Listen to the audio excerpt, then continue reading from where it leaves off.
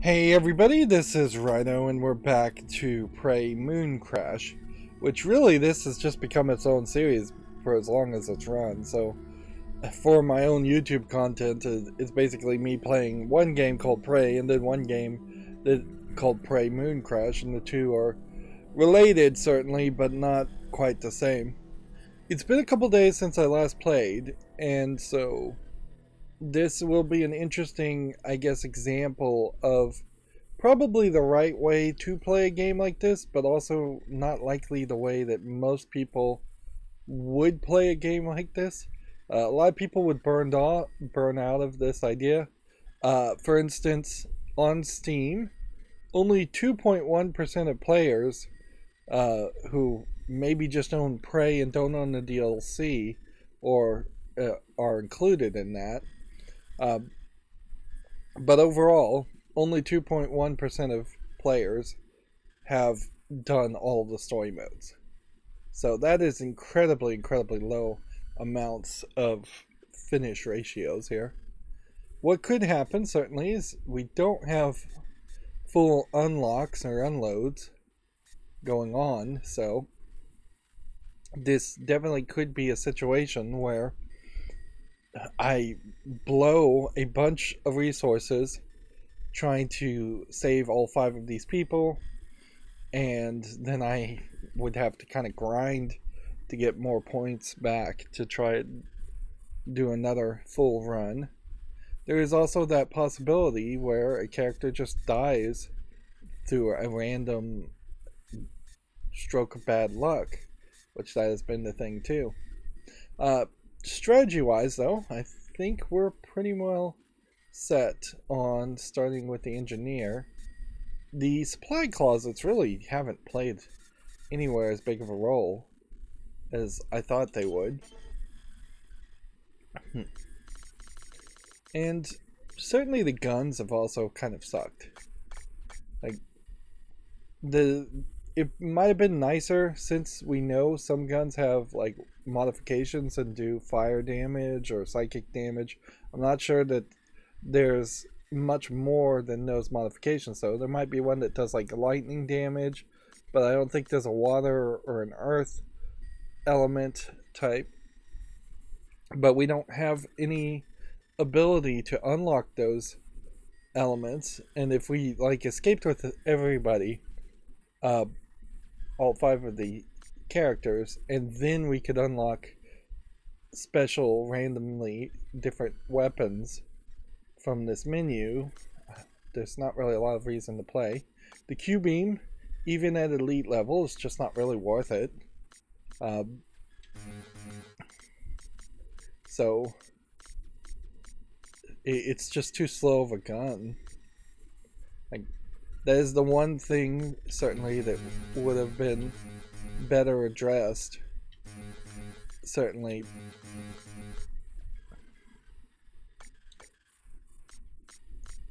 through the general idea of the main game, in the fact that you would have extra time and extra reasoning. I'm gonna also just start with like 2 control modules. I don't think I really need 2 control modules extra, but we may run into a tram. So we're really just buying our way out of any real problems instead of crafting. And that's 14,000 points with 3 time loop slowdowns. We'll take the extra points here.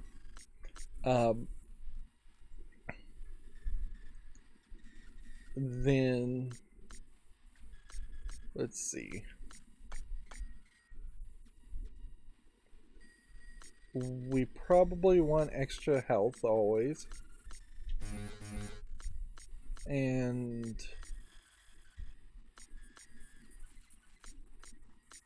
the only other thing I could think of potentially doing is movement speed while sneaking, reduce damage sustained when sliding. No, we wouldn't want that. Reduction resistance to environmental hazards. Yeah. Let's go. Yeah, it is one of these games where ideally you definitely would want to be able to put this game down and come back to it weeks later, months later, and play it and just pick up and play. But without that familiarity, I doubt you're going to remember where things are. I am going to endeavor here to try to move as fast as possible to address the contamination issue. The tentacle characters, by the way, like, I'll just take that. Like the little tentacle spores. That is just something that doesn't really ever get addressed well either, in the sense that you're not with a shotgun capable of really taking those characters out.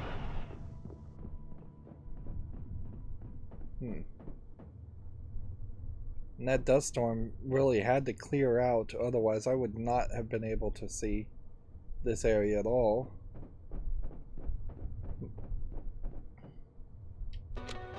So immediately an elite shotgun.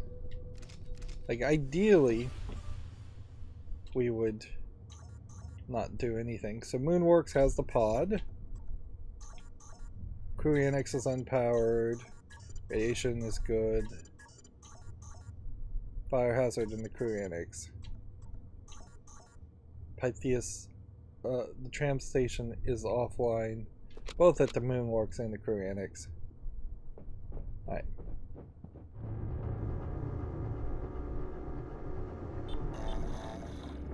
And your warming up here definitely would be to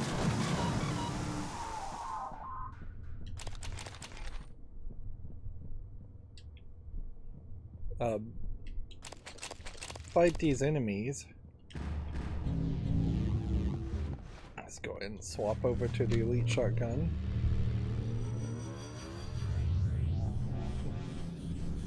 You just always get this animation of that one phantom.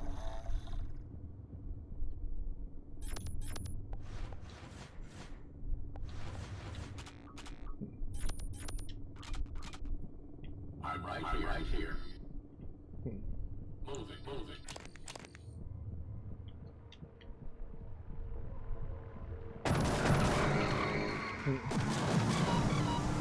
I wonder if these characters, the flying characters, can't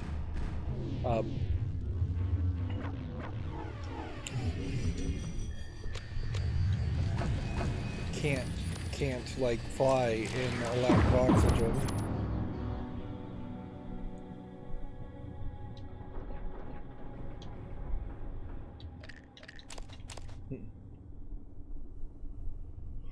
That might be the case.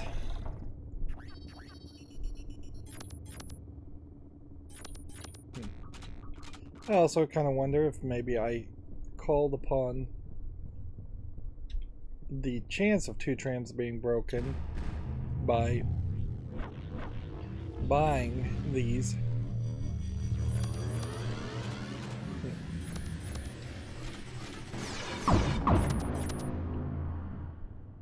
I don't know if I actually killed anything there. I may have messed up, but I'm fairly certain I did. Yeah, you can see the goo on the wall. Is it even really worth it to grab the goo back?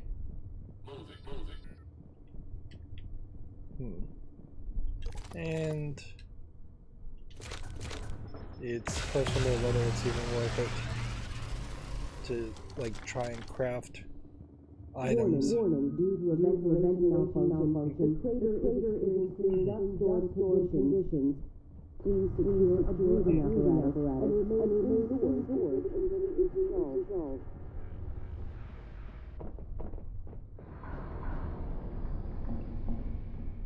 Let's run over here. Grab all this. Place this.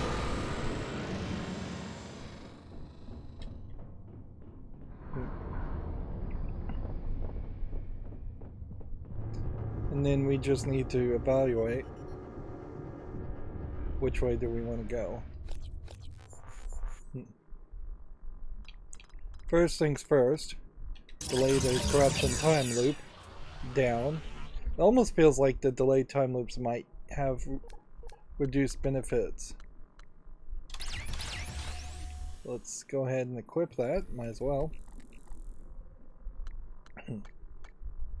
The shuttle is in the crew annex. If we go and do that, we are probably fine. And as far as neuromods go, we already have the piloting ability, so we don't have to go find that connectome. It feels like there definitely should have been more connectome stuff. Okay.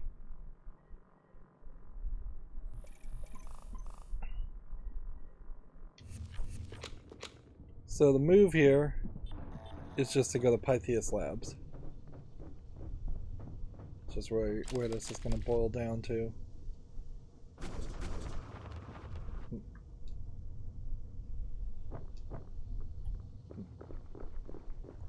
Dust storm and everything dead and gone. This harvester not destroyed. I wonder if the towers just don't destroy harvesters. I guess that may very well be the case. What we don't have here is a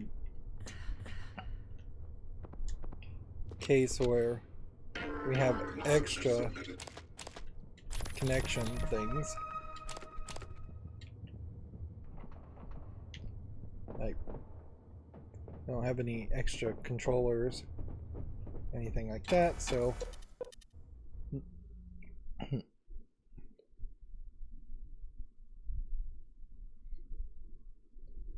ideally we go through here very quickly, repair and unlock that location in the center of the map,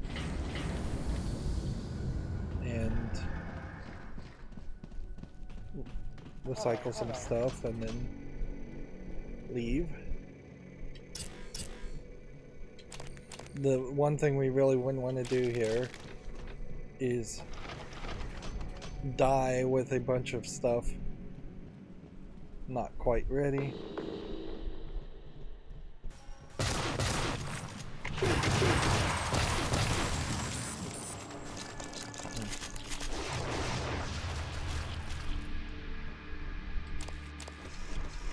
Let's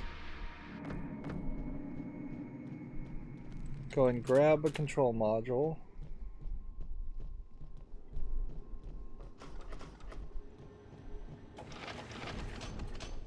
Yeah, I think that's where this is potentially going to break down, is either crafting another control module or grabbing a control module.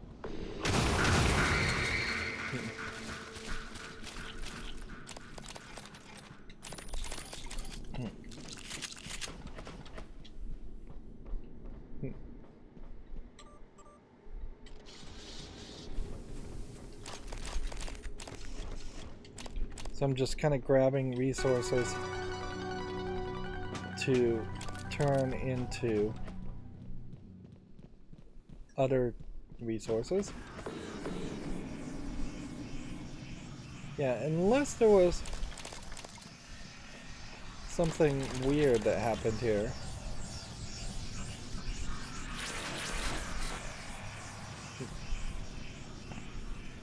It doesn't feel like that setup ever changes.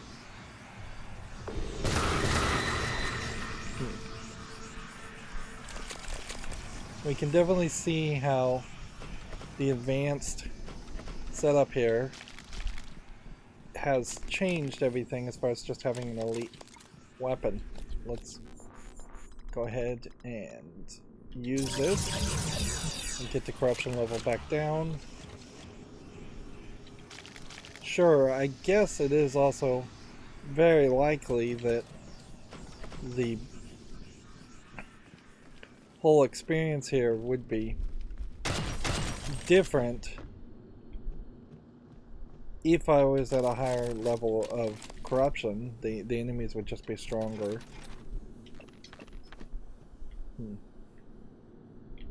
But that's exactly what we're going to shoot to avoid.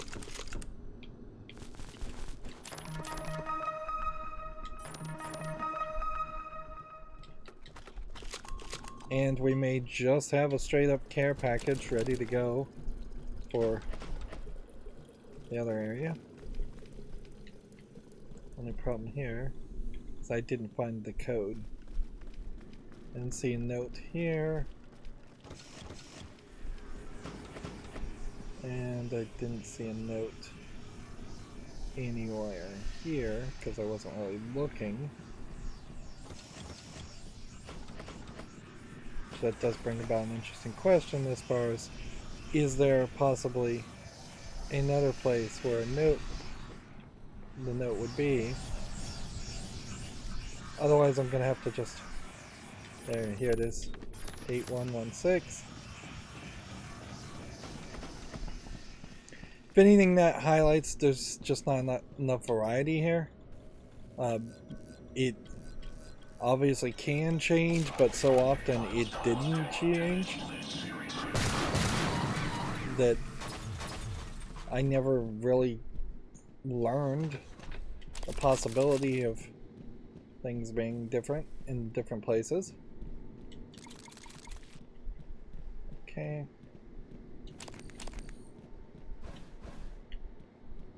Let's see. There's another control thing. And remember, this is the...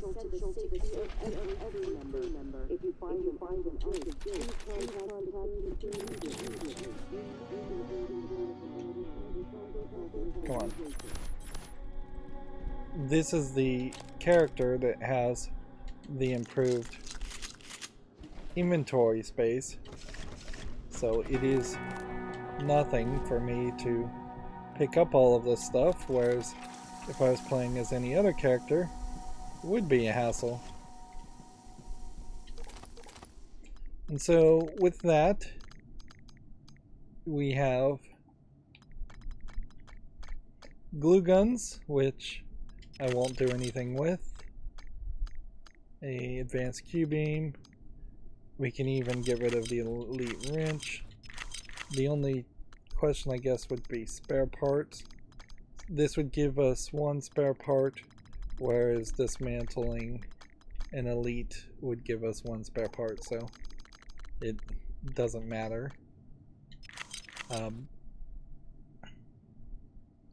So I'll hold on to this. Let's auto transfer junk until we can figure out how many spare parts we have. Actually, we have plenty, so let's get rid of that and that. Get rid of that. Get rid of that. Disruptor guns, not really necessary. This Q-beam gun might be useful. That's not going to be useful.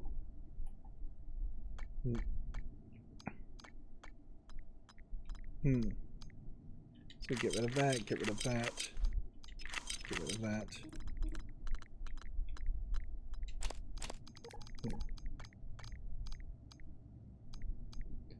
Okay, and then we don't have any drinks, but I think we try our best to leave a care package. And we probably want to get rid of that shotgun.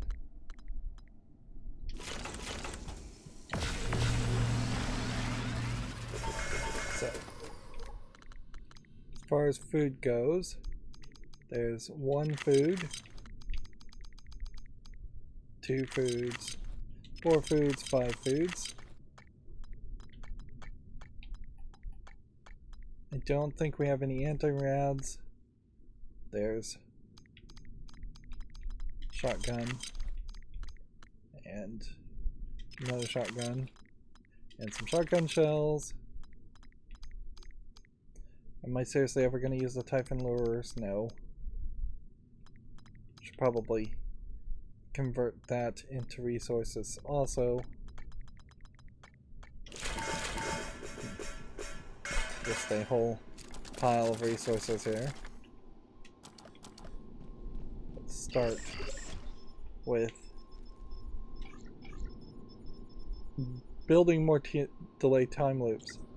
Probably is our better bet. Start with an anti-rad.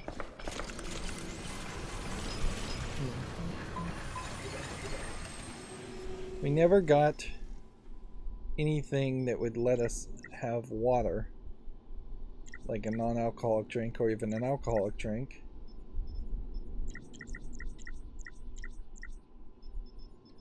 And apparently we have gotten just upgraded versions of this.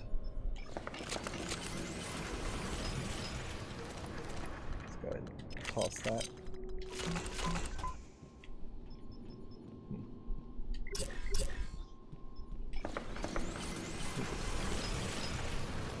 We've got so many of these. We should just use one now.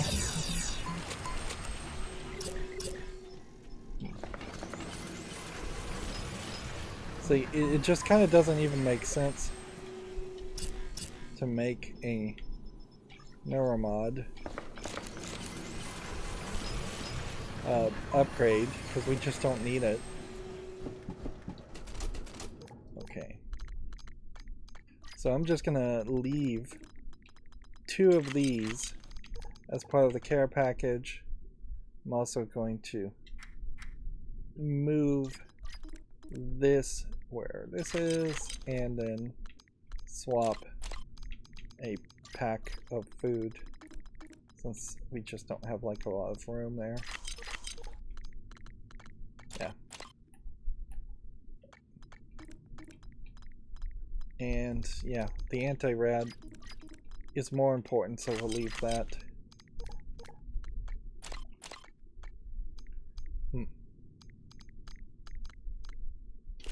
Medkits would be the other thing to potentially think about crafting.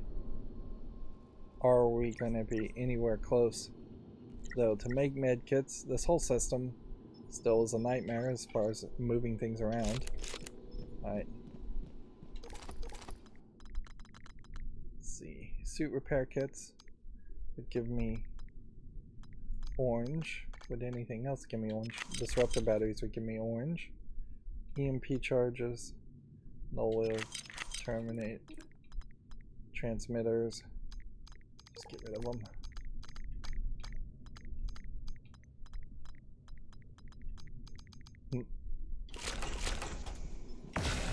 I'm just gonna sit on like the neuromods.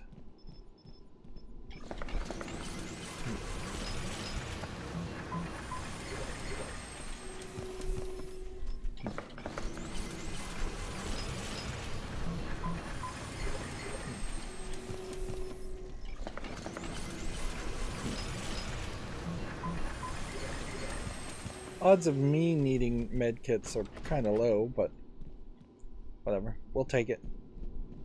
Moving on. We don't need to go that direction and deal with the pods bay area over there. We just kind of need to run.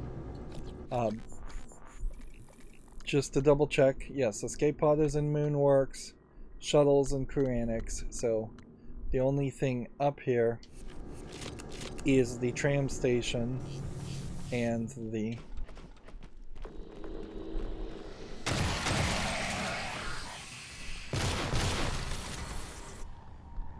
tram station and the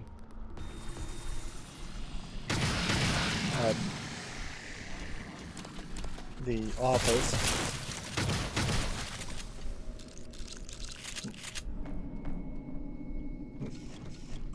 You know, we never did 100% confirm that we found everybody. So if there is an achievement around that,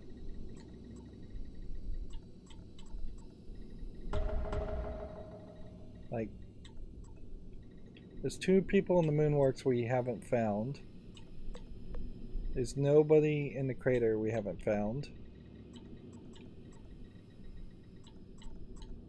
There's nobody in the crew annex we haven't found.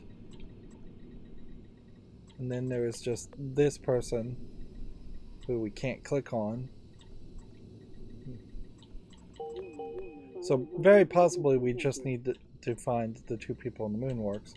But also very possibly this person that we haven't found, and this person and this person. It's 3 people actually that we haven't found in the Moonworks. They could be randomly resetting.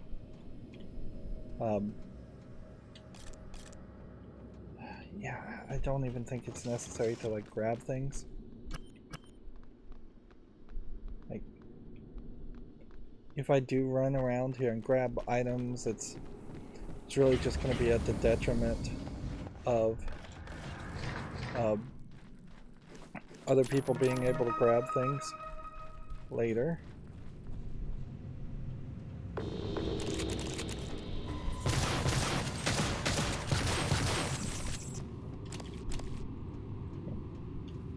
Is the tram ready to go? Looks like it is. Oh, but both are inaccessible. Okay. So we screwed up there. Okay, let's then reconsider what we're doing a little bit. There's not too much we can change, but we can grab food. Being able to right-click and going into this extra mode is not helping much. Looking through the hole of the telescope didn't ever do anything.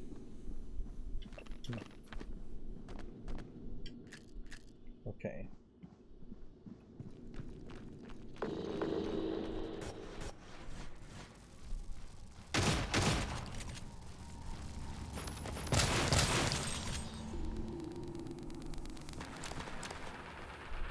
But yeah, if you have any idea whatsoever that you are... There's an escape pod controller extra.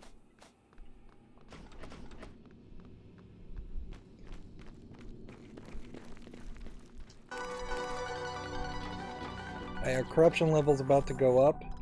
Thank goodness we have more of these.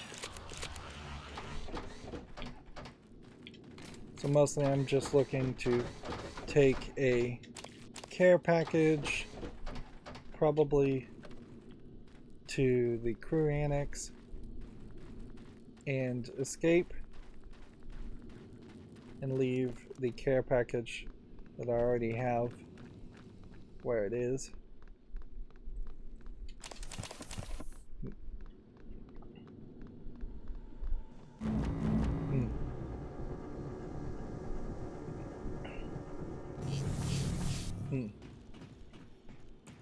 I guess very specifically I could grab or try to generate more things, but I don't think it's worth it.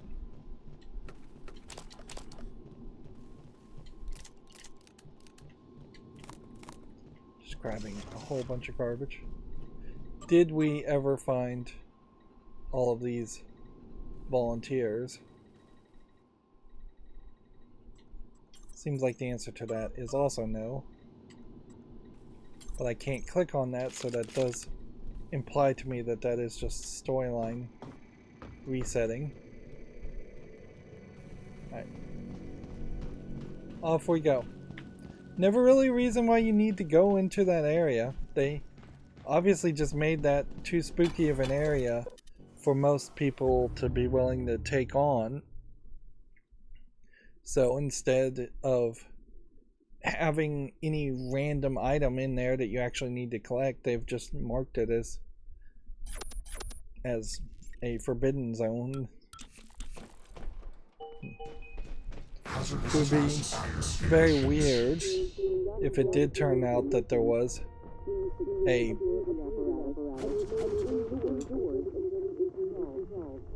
dangerous thing that could happen. There's another delay time loop for killing a moon shark.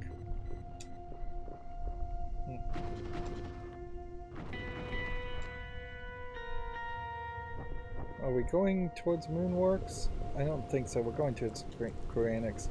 It's hard to see in the dust storm, but other than changing your visibility, that's seems to be all that Koranix does.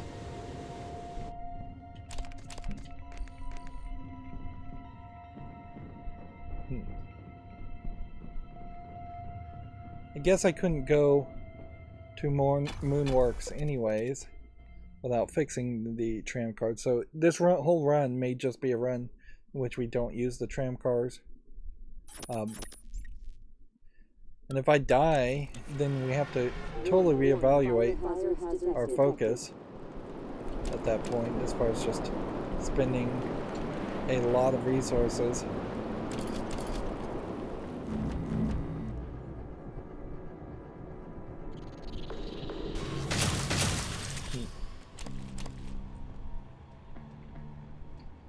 Let's ask one question here. We've got this elite thing. Can you repair a weapon? Yes, we can. Okay. While we're at it, we'll reduce corruption.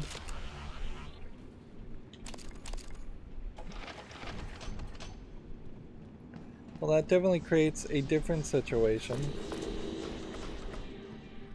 Certainly, compared to what you would just normally expect.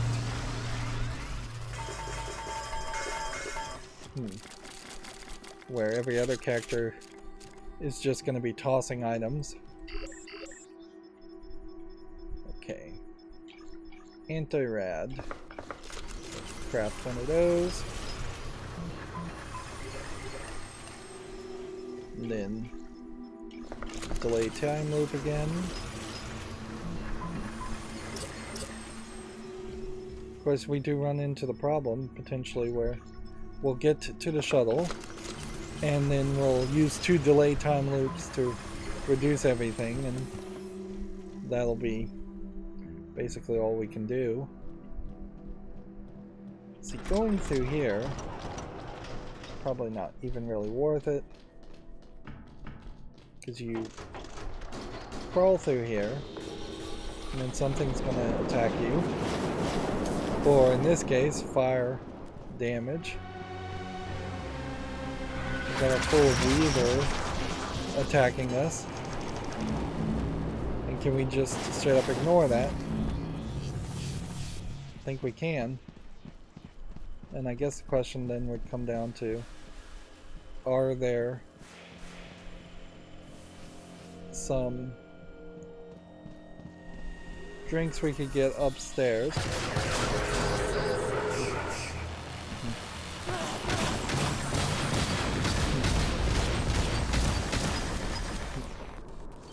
Let's go.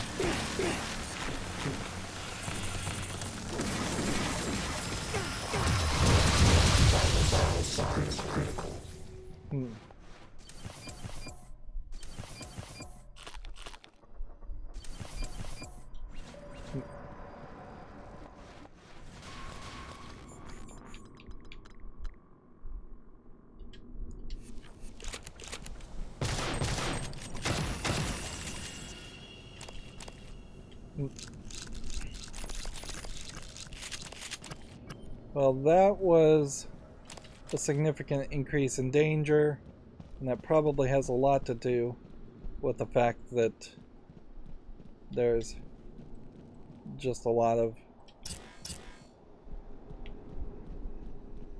fire around.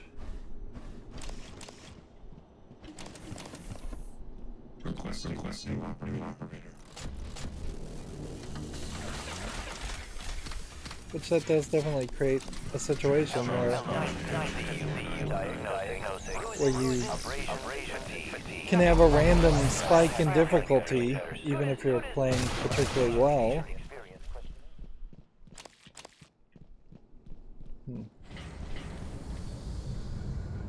Odds of me needing to come back here is almost 0.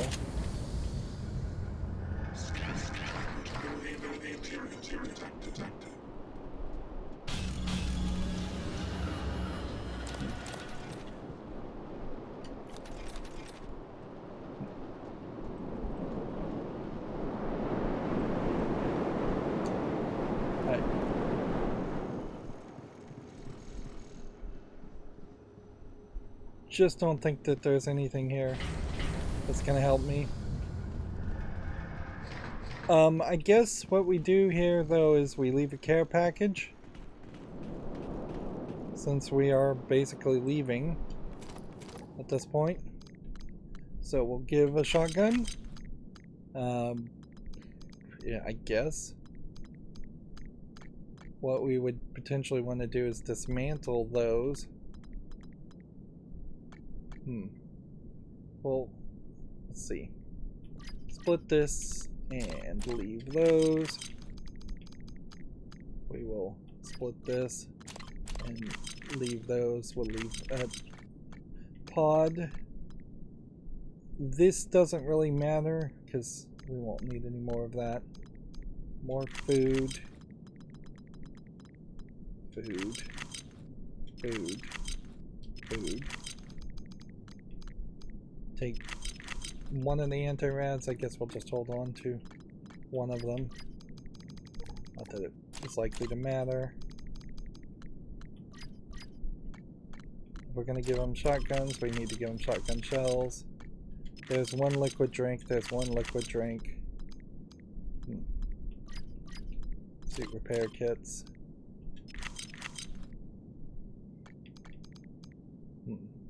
Food. And then I guess it's just going to come down to how much inventory can this guy really hold as far as core material.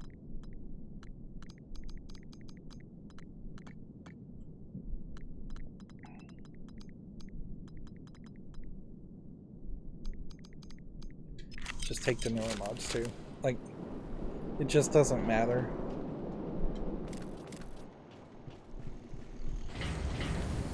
We're out of here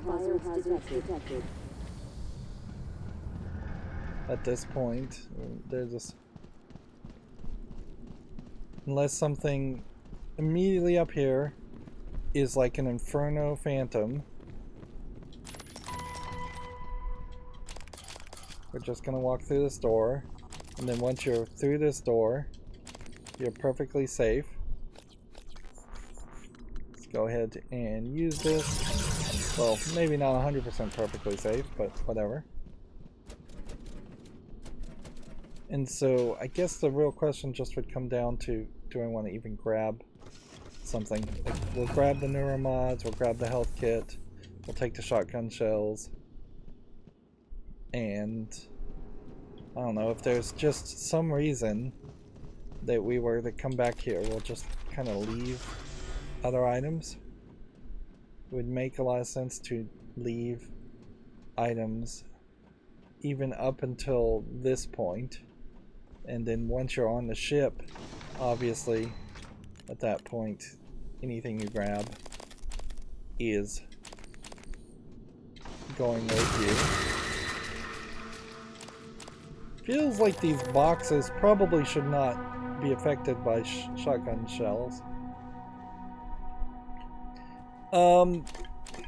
I played poorly here, come to think of it, in that I could have potentially instead had, let's see if we can search the pilot. It's hard to search the pilot. I could have left my elite gun, and I probably should do that. Otherwise, we have like 3 neuromods, and there's nothing we can do with that. So, alright, let's run this way and leave our elite gun. Elite gun, shotgun shells, extra things. Food. Skeletal repair kits. Suit repair kits. Another one of those. Neuromods. Food. Thermowabs. Like, the rest of this is probably not even that necessary. You're just kind of offloading everything. There, take that instead of, say, this one food. Right. That's quite the care package. Ready to go. Let's get out of here. Now what would suck here is the corruption level should be basically at 0. So if escaping all of a sudden increased my corruption level, that would seem rather unfair.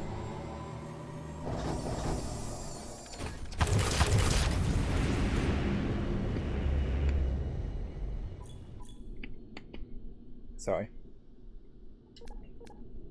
Chewing on ice over here. As far as points, we spent, I think we only really spent about 7,000 points, and we've gotten 18,000, so that was kind of a good run. I imagine this is not how this is going to play out going forward, though. The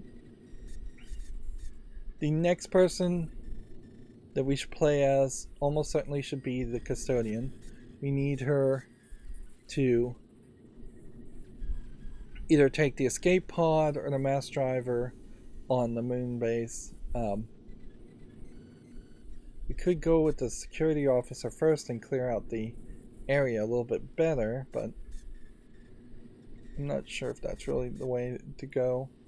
Right now we have the Pythis Labs is somewhat secure. If we don't deal with that quickly, then the difficulty will go up, and then Pythis Labs are going to potentially be a nightmare.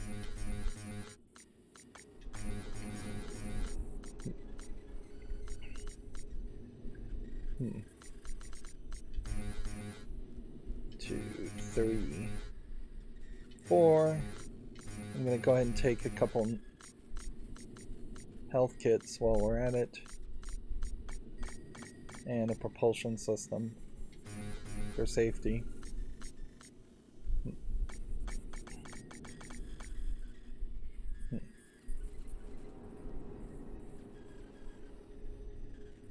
She's not really in the best of positions here.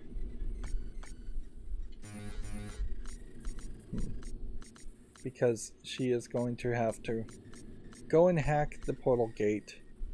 And honestly, she should just escape through the portal gate, come to think of it. So let's get rid of that. And then physical damage and laser attacks is not what we're looking for. Looking for integrity and environmental hazards. Yeah. Yeah, this makes a lot more sense. We're going to go through the Mimic Gate with the Custodian. We'll escape through the Mass Driver or Escape Pod with the Volunteer instead. And then that is going to also, I guess, push us towards the idea of Warning. Due to events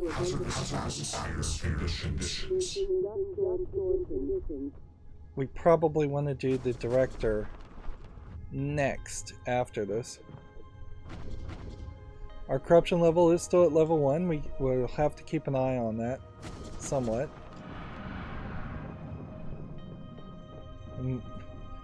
I think that is just a tentacle pod.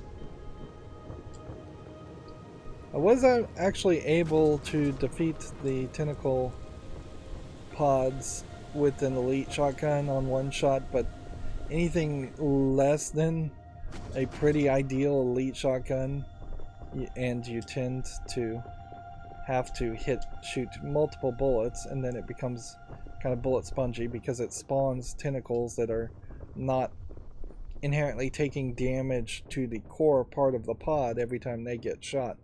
Whereas ideally, you would want a situation where if you shoot the tentacle, it does maybe less damage or even the same amount of damage to the core, and the core eventually would just explode.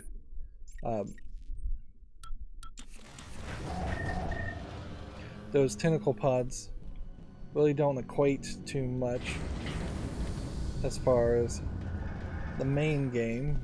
We see something like that, something similar to that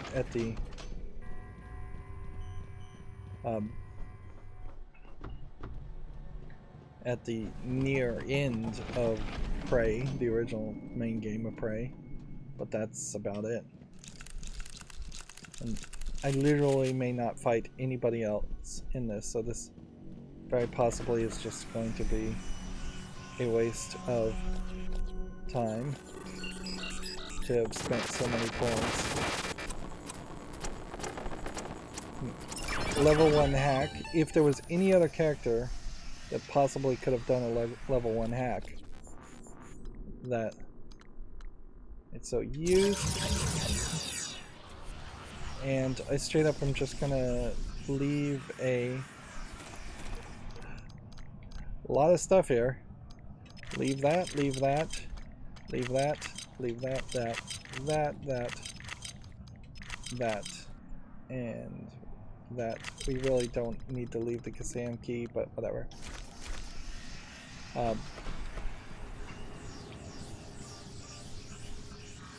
Let's see. Stabilize the gate. Unless there was something here where only the volunteer could go through the portal.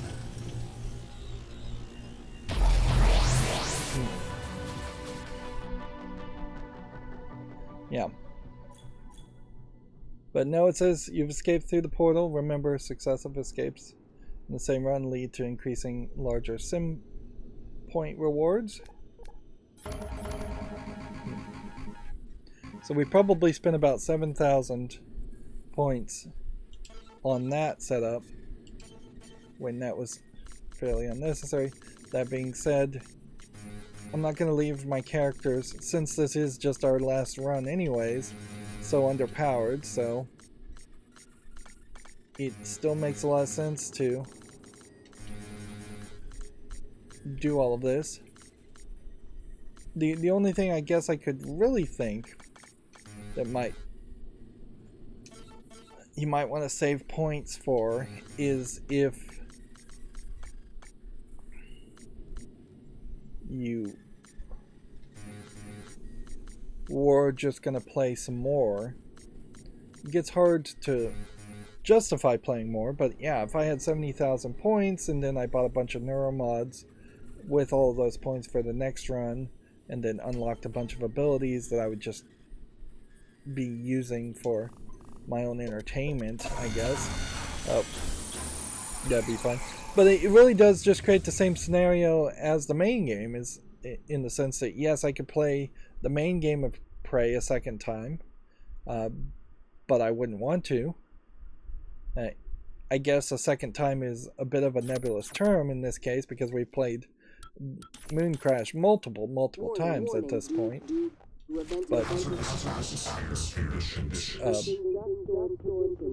But I think, technically speaking, I would define a second time for Mooncrash would be after accomplishing all of the KASMA.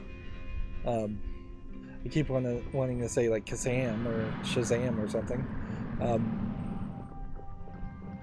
But yeah, once you've done all the KASMA challenges, that would be when the credits should roll. We very possibly are going to see credits roll.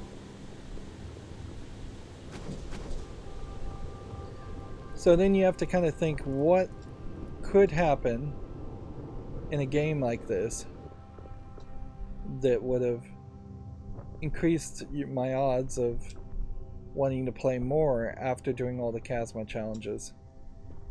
And there's really not a lot to offer here, unless they all of a sudden physically change the locations of buildings or the orientation of buildings.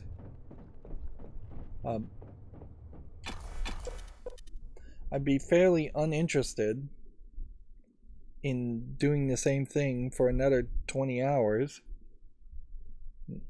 Even if there were achievements, I'm not going to get all the achievements in the main game, and since those are combined on Steam, that causes a problem. Inherently, I think this game is way worse off because it's sold as a DLC thing. We've only had one game that I can think of where they have actively opted to take DLC and separate it into its own game, and that would be the Tiny Tina DLC of Borderlands 2 that is kind of a preview of the Tiny Tina's Wonderland Adventure, which was its own separate game.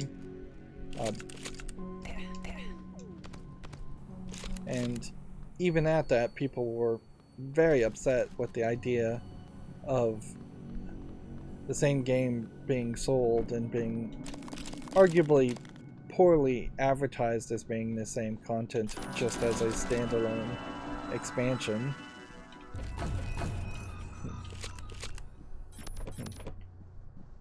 Let's see. We have to go through all of this.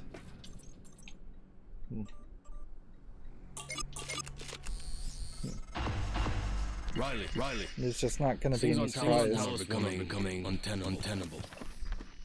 It's time to set contingencies we've discussed into motion.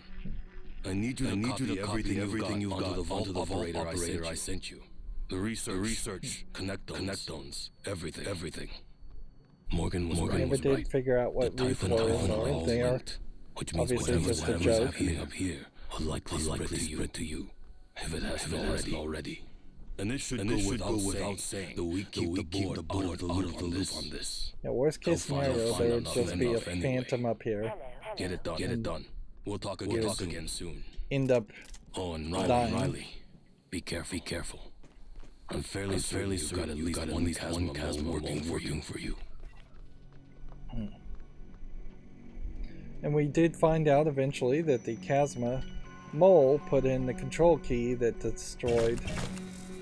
destroys your body, for what little that matters, because it's still considered a sort of victory. Hello. Okay.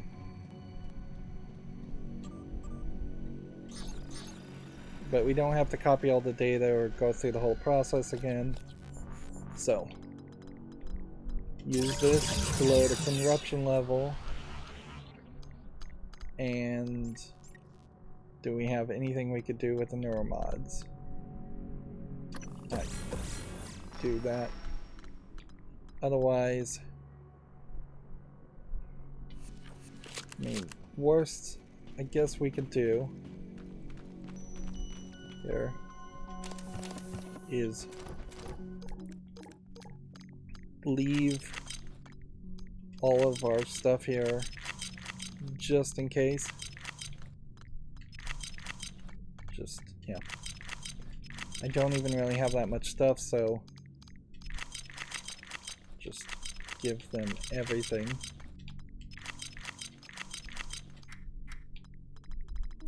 Oh, take a piece of junk and leave that instead. Okay. Did everything upload?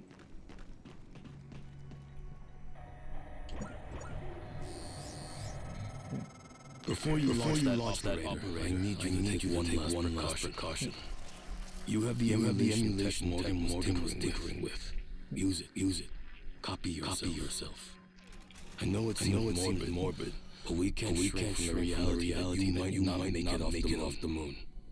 This will ensure at least something is left of our family. No one else is to deal with what's coming.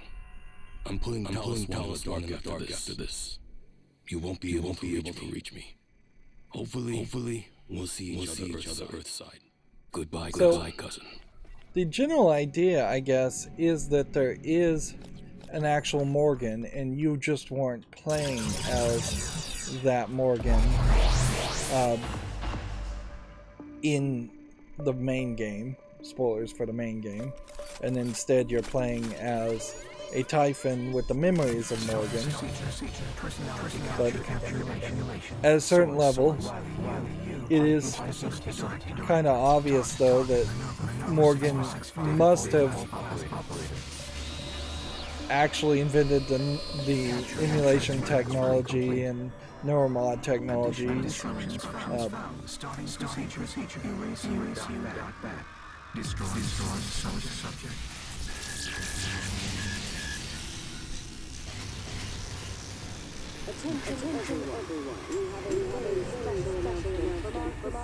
This is a great example of why you should have cutscenes mute all other audio.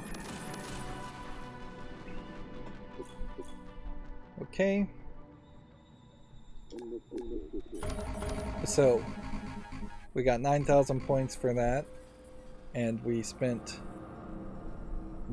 maybe about 7,000 points.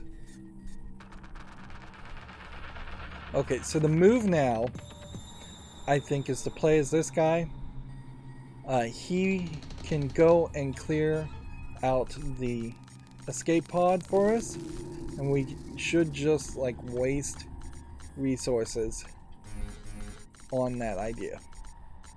Like, we've been leaving all these care packages, yes, but I'm going to basically ignore all of that, and I'm going to have this and 5 of these ready to go, and an escape pod navigation chip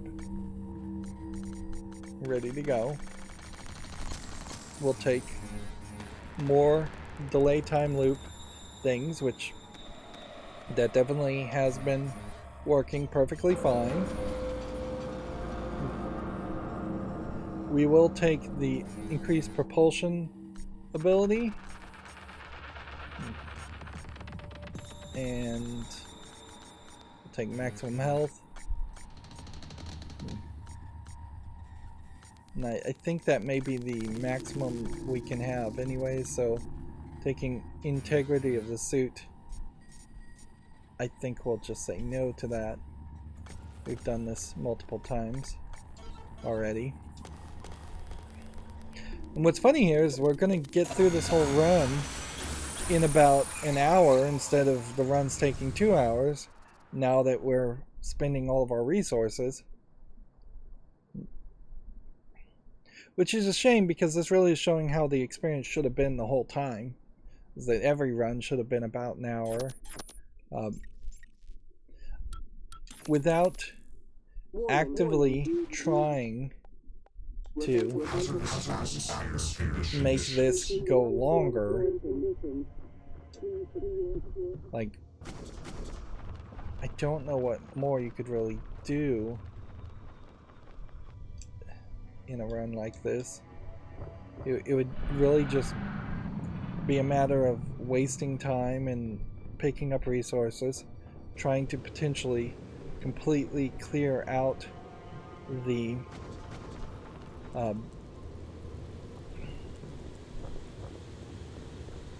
areas, but you can't really clear out the areas, so what does that matter?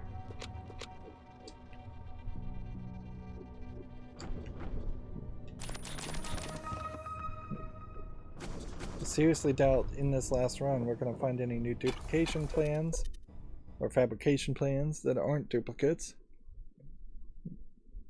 I guess perhaps it shouldn't say duplicate there, even though that is giving information. Duplication, fabrication, just an easy possibility of confusion there.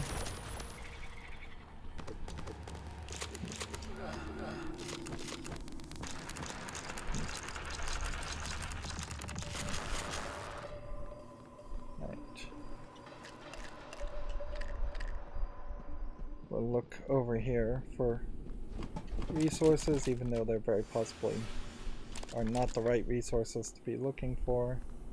We will fly over here with our propulsion. Would we be able to get around this? Are we radioactive because there's a nest somewhere around here? Or are we radioactive because of something else? Definitely sounds like there's something back behind this door, which no duh.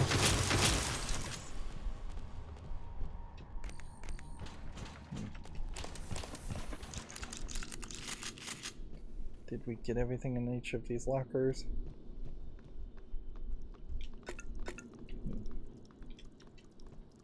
I may have enough non-alcoholic liquid already. Or may not.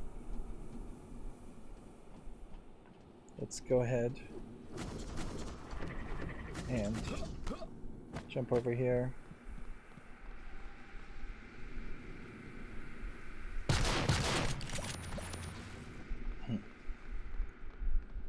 So, do we see any other cystoid nests?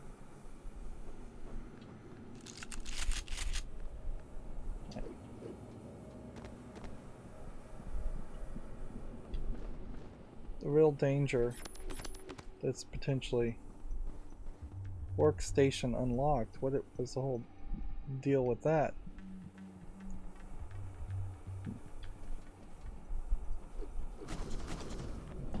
We can see there's that person we're looking for.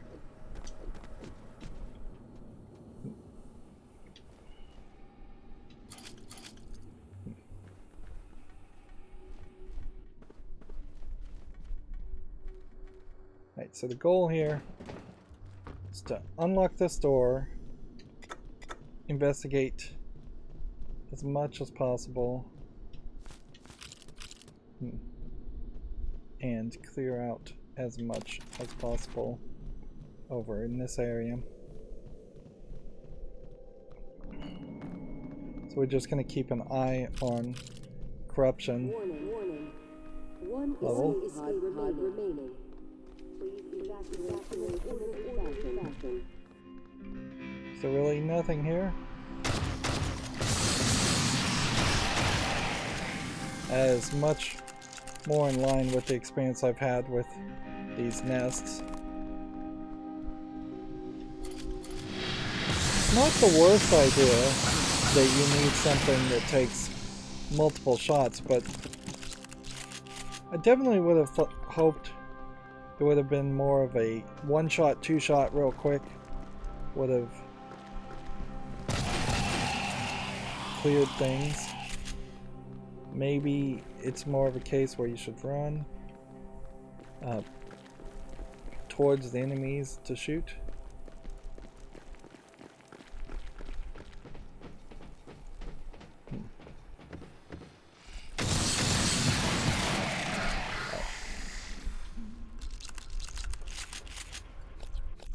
Let's go ahead and use one of these and reduce the corruption. We have a massive amount of these.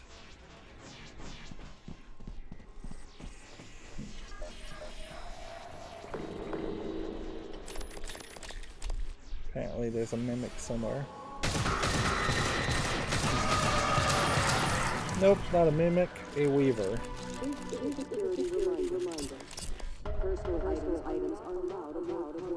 Which that would have been a dangerous outcome. Dangerous outcome.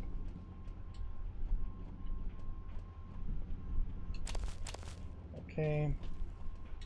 Navigation chip is ready to go. This area seems as safe as it's going to be.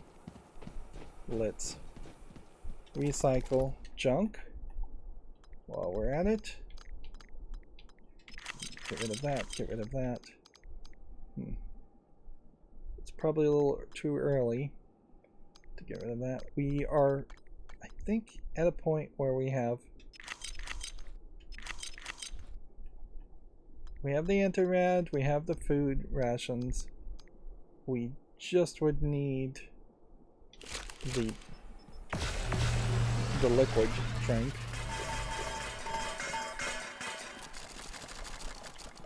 And having a recycler here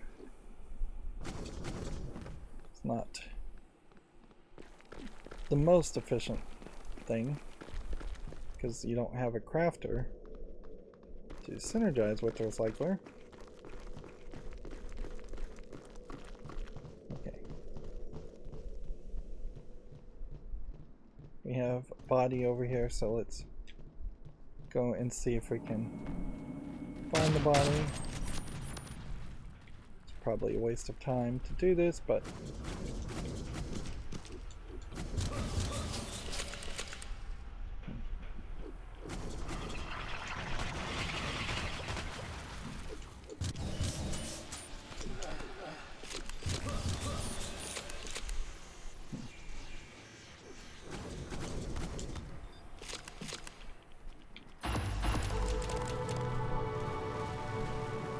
no real surprise here, though, that there would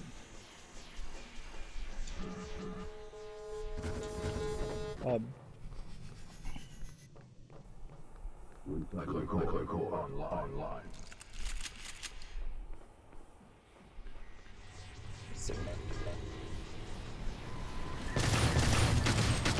That's one down. Yeah, no real surprise that we wouldn't have found that body. There's the Phantom.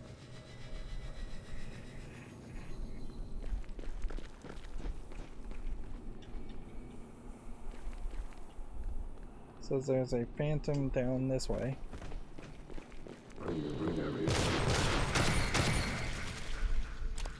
Honestly, I guess this is just nothing.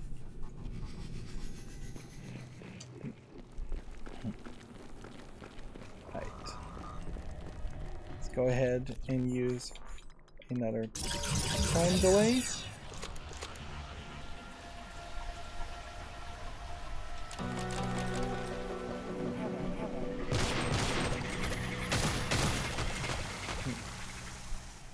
One of the things you also have to admit, though, is that because I'm reducing the corruption level,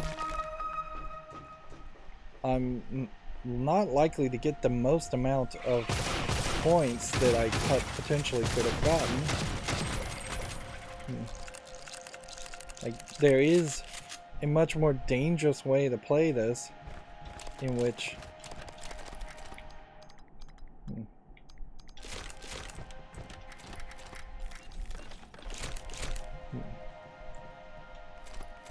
let's go ahead and eat some of the food.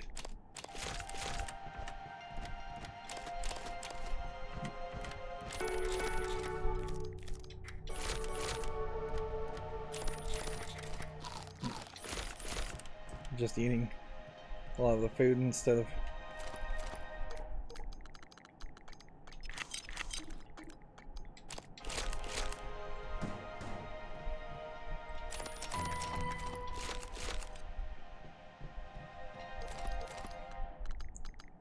get rid of that.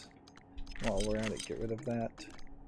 I think we are well situated now. I can't really repair for that. So I can just fly over here and fly into this area.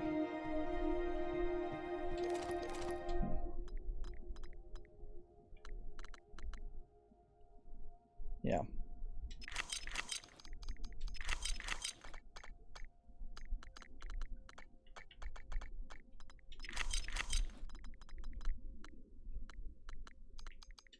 It's probably a waste of time to even bother to recycle any of this.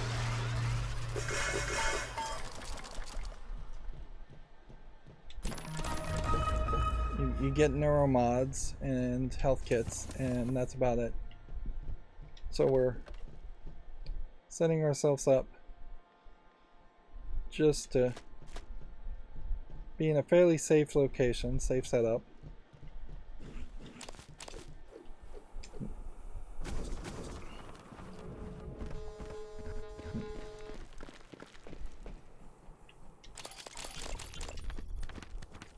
Okay, so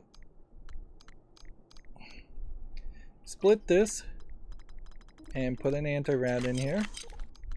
Then we take the things that don't stack. That's 1 drink, 1 food, and then 3 drinks, 4 drinks, and then that would be 6 drinks. So, or 5 drinks. Okay. That should be all the drink we need. And then food. There's like 5 food there. So we will run out here and just double check that we have done everything. Yes. We are good. We could repair our suit for what little it matters. It's not worth it. Obviously, it's not that worth it to have had the engineer come and repair that elevator shaft.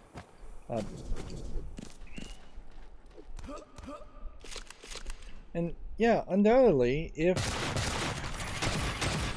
this was a situation where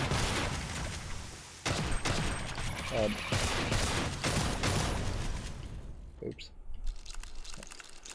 If this was a situation where I never quite figured out that the that you could jump downward, and I thought you actually did have to use the elevator, or if they had made it specifically in such a way that you had to actively use the elevator and the gravity fall damage was just mandatory and not avoidable.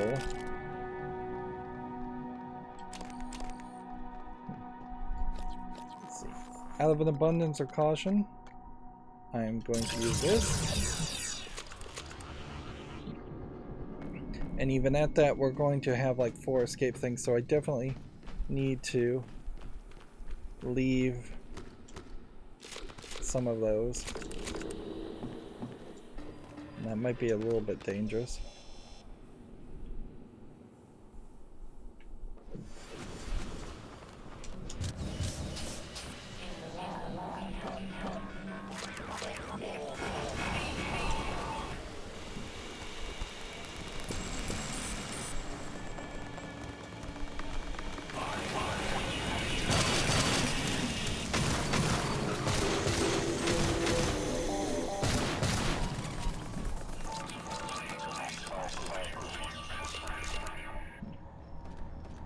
Okay. Attempt number 2.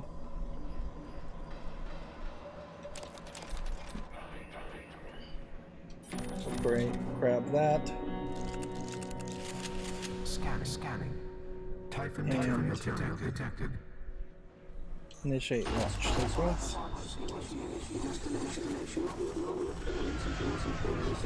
I don't even know why the Typhon walls are detecting Typhon material.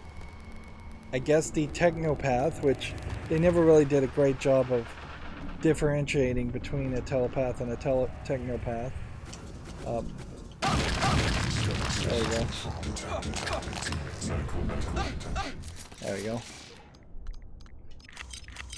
We will just leave a care package here. Let's see, resources, food, resources, neuromods, this. I probably should try and see if I can use the neuromods, but you know what, I'll just leave them anyways because I just don't care. Gun, Q-beam, health kit, suit repair kit, and then there should be something here for skeletal repair, but seems like I may not have that, so.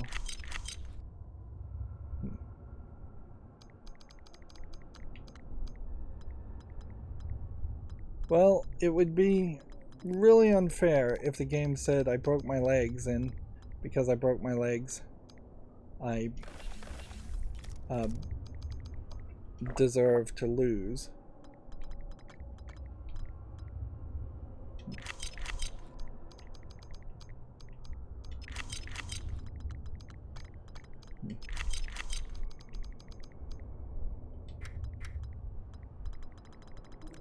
What is?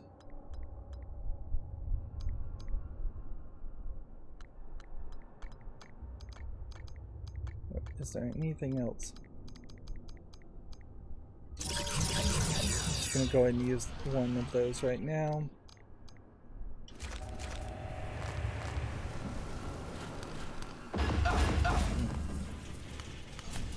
I've got plenty of health, so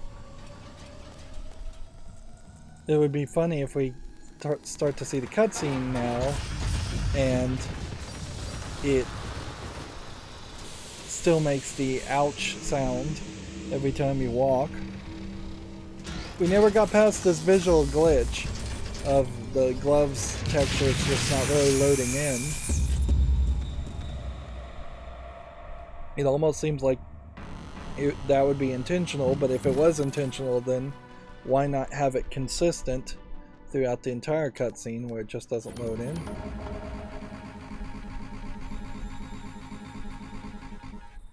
With that, we got 16,000 points, and I have to assume that's just because we cleared out the area a little bit more and killed a weaver. And so yeah, we're at our last character now, volunteer, and it would be insane to just not have him fully charged out. So we never got an elite shotgun. So I'm gonna give this guy like a full stack of Q-beam material. Well, I think 1,000 is probably more than enough. I'm gonna give him 3 EMP charges, recycling charge, null wave transmitter, typhon lure, typhon spore. Just waste a lot of resources here.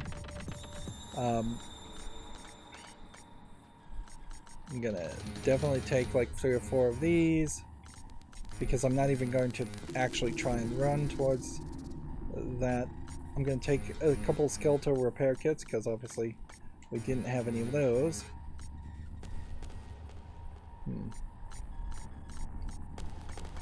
I'm gonna give him this, and I'm gonna give him this, even though we know we don't need it.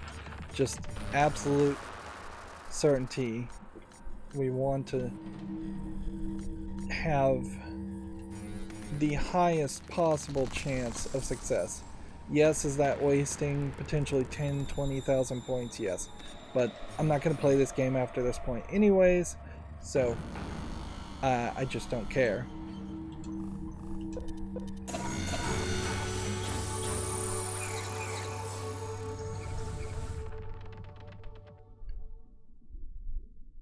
Yeah.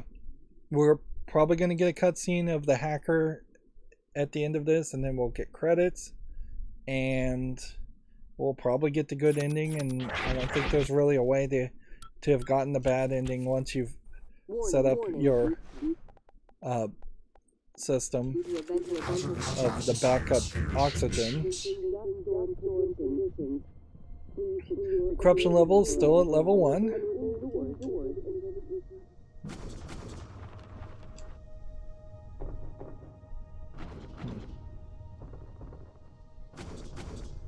So they would have to throw a nightmare or a moon shark at me, basically. Or just some random unfair death would have to occur. Otherwise we've got this done. I obviously upgraded all these characters to some level. I'm not sure where. If we look at neuromods, particularly for this character, I don't know why it says I have infinite amount of oxygen when nothing here really highlights that I would have that.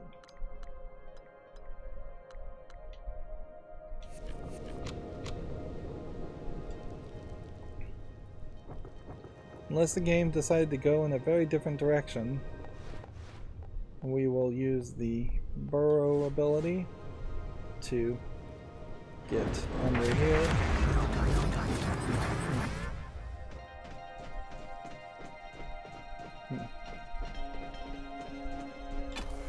And this is just, if anything, going to be too simple. Arguably, a nightmare should show up at this point, once you are about to escape. But who knows, maybe the game will give us some special final boss fight that you only do when you have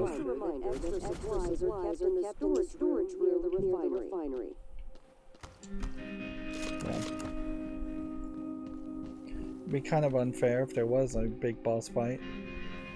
And when the big boss fight in the main game is just a giant typhon that you're just running around and avoiding, that's around the entire Talos space station. So if they were to trump that and give us a better experience in Mooncrash, that would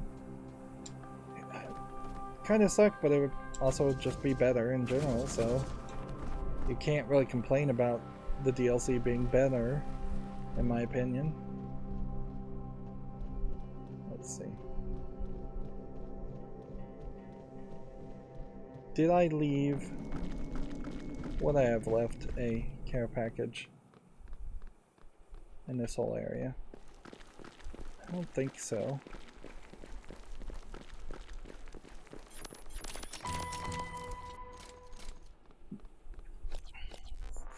We have a whole bunch of corruption things, so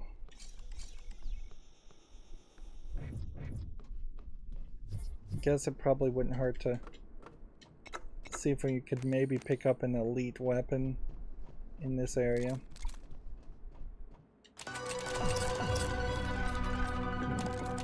And get some more points before escaping, because escaping early doesn't feel like it's going to give you just an extra amount of bonus.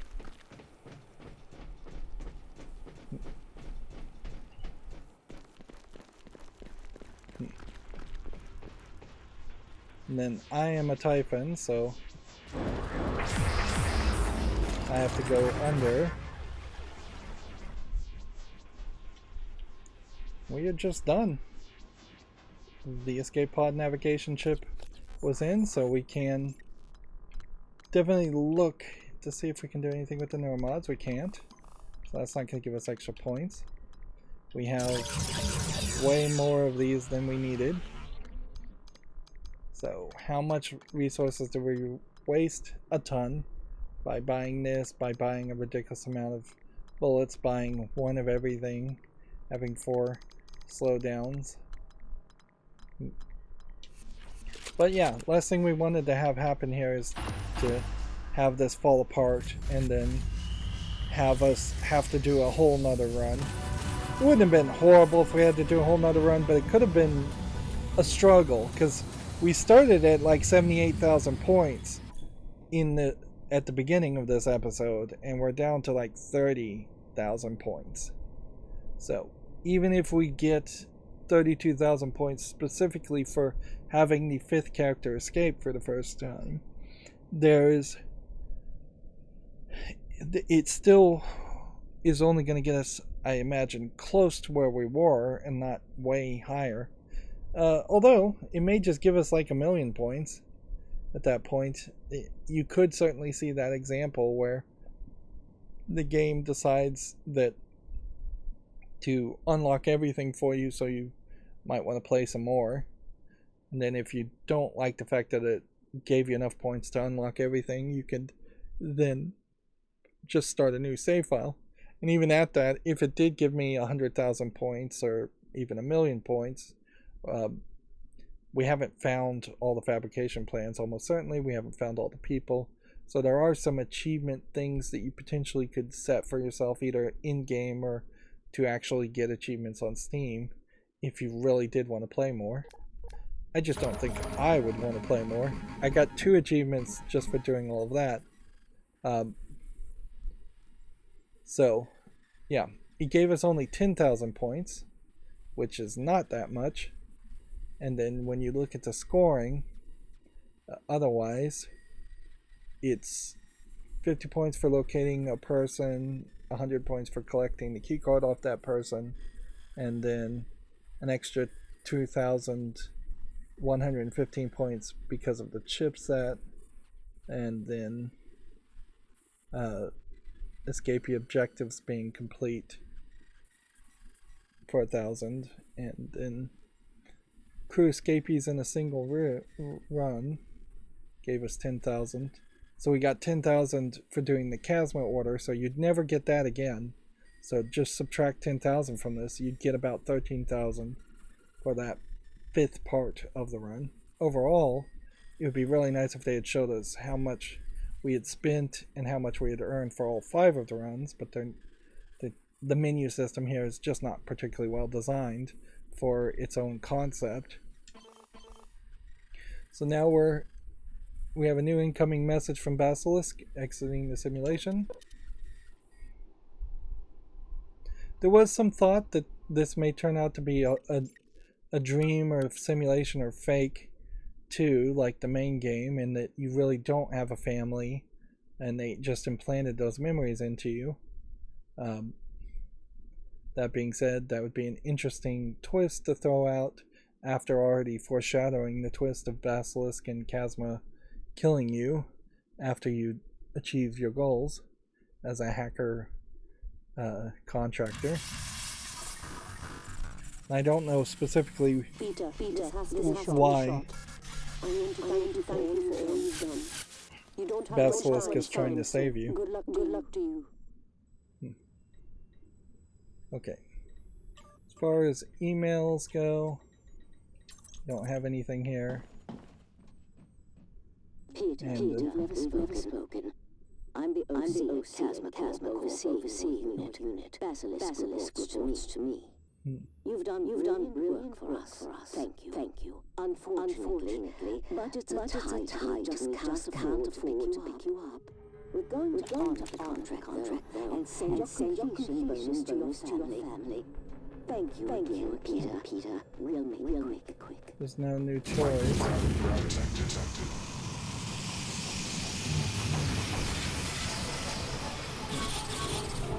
Okay.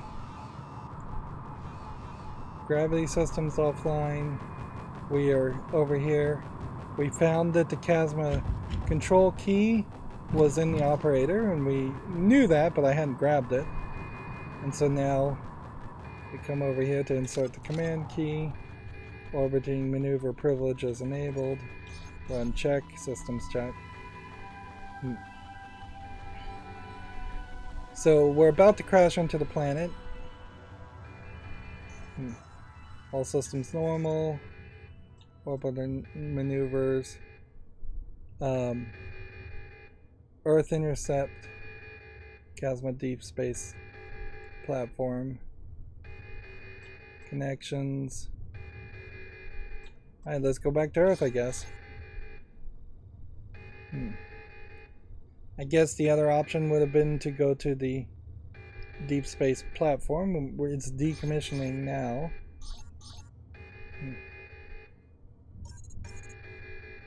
Emergency maneuver cancelled.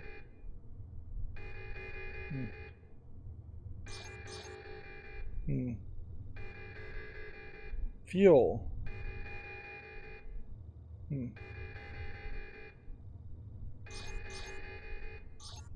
Fuel, oxygen.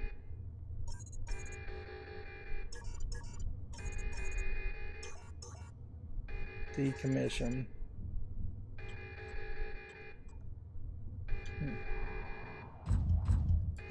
We don't have a way of bringing up the menu or anything like this. Where could we have gotten fuel as an option?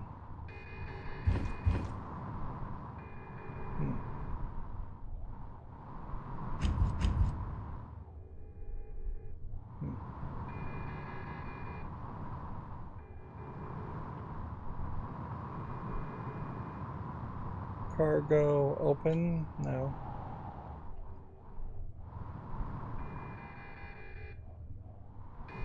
I may just get the bad ending here.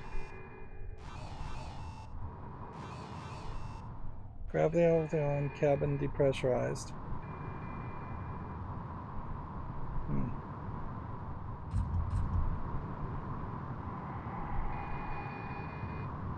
I'm confused as to what I'm supposed to be doing.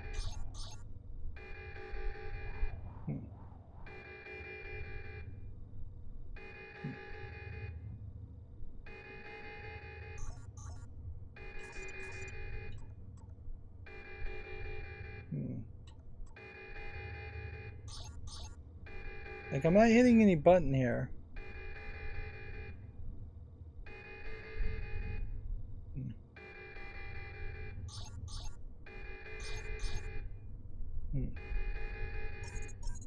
Emergency maneuver canceled. Insufficient resources.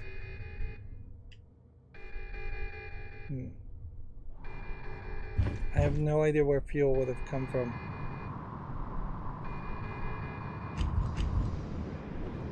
Well, I've obviously failed in some way.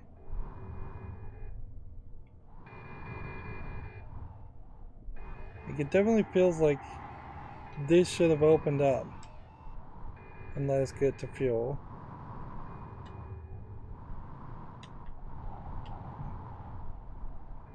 Is there possibly another location that I was supposed to have searched or found? Gravity offline, cabin depressurized.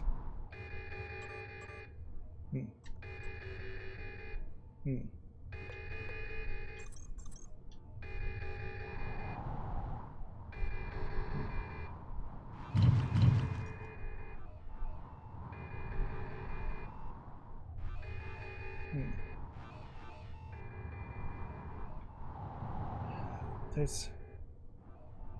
doesn't really seem like there would be another place where fuel would have happened.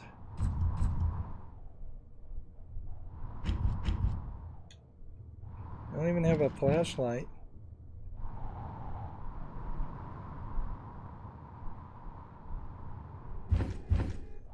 So my thought here then is, if we can't do anything else, then we're just supposed to have decommissioned the whole place and I guess maybe crash on the moon base. It seems like that may be the only option.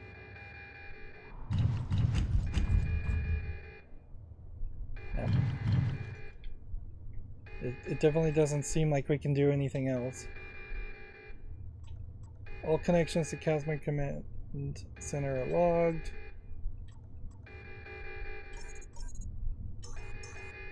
Alright, trajectory to decommission it. Fuel. It's good. Are you sure this action is terminal? Terminal lunar impact.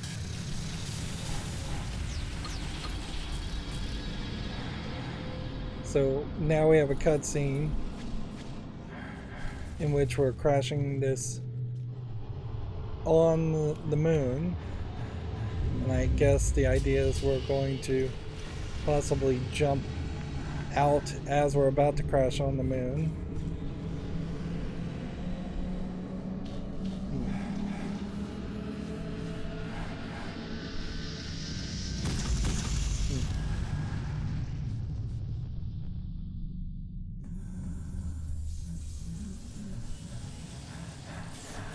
The big problem with this, though, is we just don't really have any characterization whatsoever. It'd be funny if it turned out the doll was actually a mimic, and we're just crazy.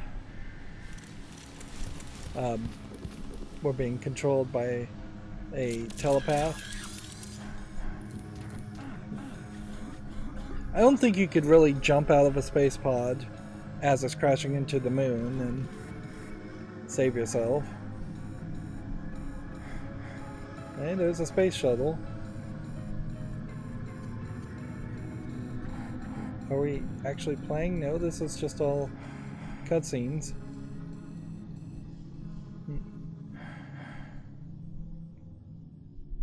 Wouldn't be surprised if you actually brought Typhons back on accident to Earth. Mooncrash definitely could set up a sequel to Prey by saying, well, the events of Mooncrash happened and a mimic escaped back to Earth, and now Prey is happening on Earth. The credits are scrolling a little herky-jerky, like it's not smoothly scrolling down. I think I noticed that problem in the main game too, and here we have a fancy custom song playing over the credits when you don't really have a interesting soundtrack in the game otherwise at any point. The main problem there, I would say, is you have basically no characterization of the 5 characters you're playing as. Maybe just a slight characterization as far as Riley Yu being related to Alex Yu, but you really don't get a personality unless you infer it from all of the emails that you potentially would have to have read. I skipped all of those, of course. And that's fine, but it's a real shame they didn't characterize the main hacker character better, because I am left in this idea where it seems like the goal and the motivation is to get back to your little girl, but they didn't give a voice to the character at any point to make that feel emotional or impactful in any way. Whereas you could have just had a voiced actor in the 4 or 5 cutscenes in between the simulation runs, just talk back to Basilisk and give some personality to the character. We did not need a voiceless, faceless protagonist in this game, in particular because you're a hacker running a simulation anyways. Ignoring all of that though, I am at least 2, if not 3 times happier with my experience as far as Prey Mooncrash compared to Prey, but it does create this weird catch-22 where it feels like Prey Mooncrash could have been a better experience had they put all their resources into a game like that, or Prey potentially could have even been a better experience if they'd put all of their resources into that. And yes, that's not really how games are made, and almost certainly this was not actually Arcane Studio that made Mooncrash as much as it was some other in-house developer making the DLC. That would only make sense since the games are so drastically different. If there was a bigger split, certainly, with the main game being a horror game where you maybe just had the handgun and the wrench, and maybe not even have the silenced version of the handgun, an actual handgun that causes a loud noise that causes mimics to hear you and run towards you, and if they had made it more of a survival horror experience for the main game, I would have almost certainly enjoyed that a lot better. As far as Mooncrash and being a critic on that, I just really wanted more variety. Compared to something like Rogue Legacy or The Binding of Isaac, you just don't have enough changing run from run, and the runs are far too long for that level of familiarity. Obvious things should have happened and just didn't happen, as far as the caved in tunnel in the middle of the crater that only the director can pass through. There definitely should have been times when the tunnel was caved in and times when the tunnel wasn't caved in, because that was a small shortcut, and that could have been the only place where something like that happened, but it would have been fine. There definitely should have been more goals overall, more story missions, more challenges, more variety as far as where enemies show up and whether you need to fight them.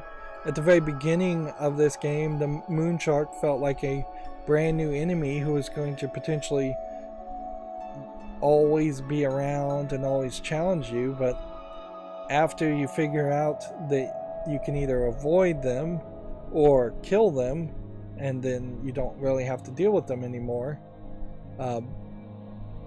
you run into that they stop being important at all as characters. The nightmare showed up exactly once.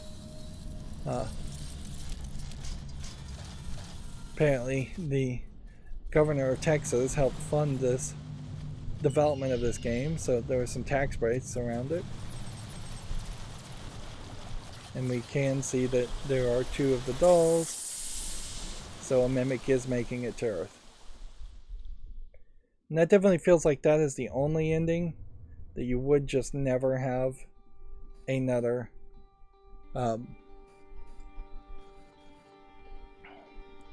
you would never have a different ending, or you'd never have enough fuel to get back to Earth that way.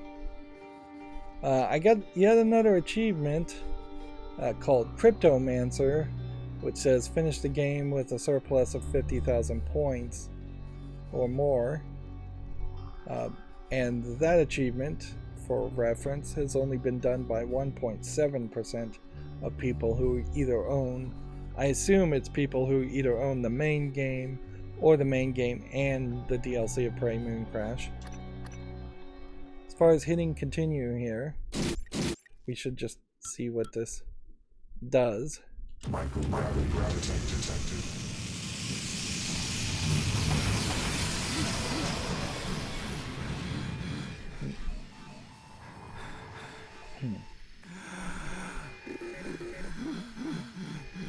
So we could see the ending, I guess, as far as killing yourself and letting you die.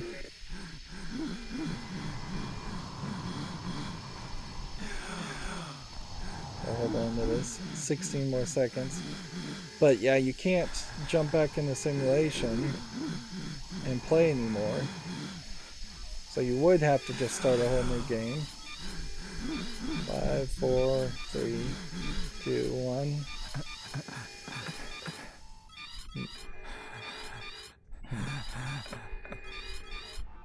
Actually, it seems like it's...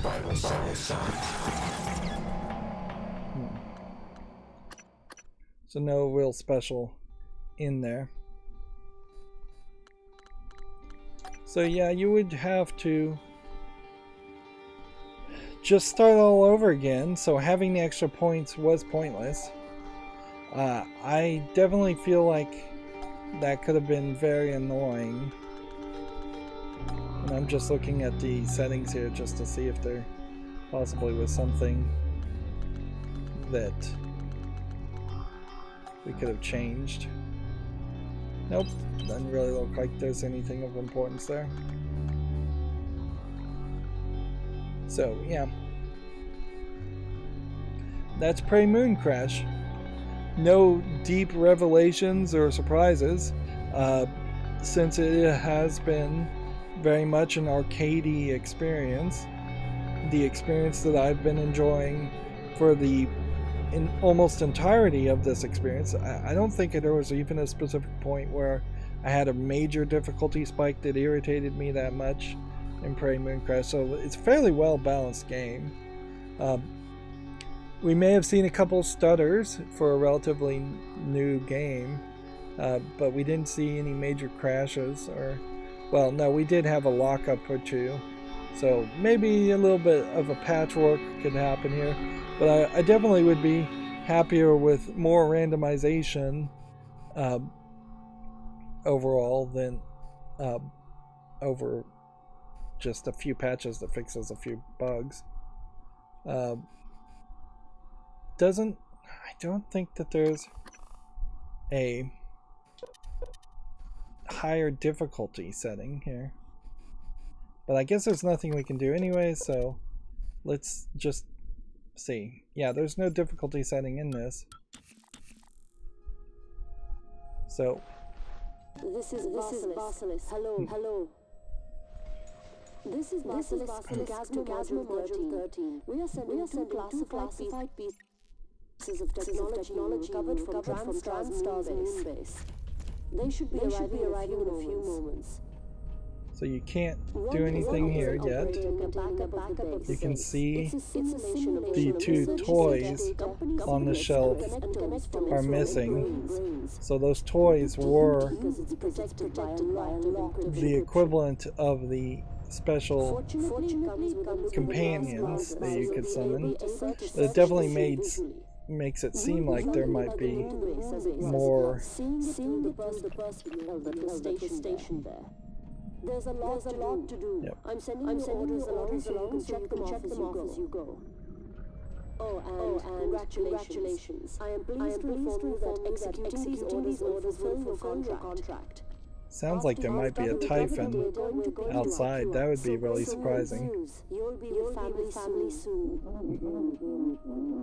Okay, M30, you're the expert. The delivery is docking now, so I'll leave you to it. Transport African ATL-17 commencing procedure. Please stand by to receive payload.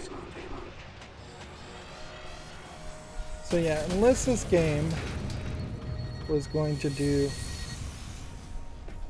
That's funny, they reused the grenade sound effect.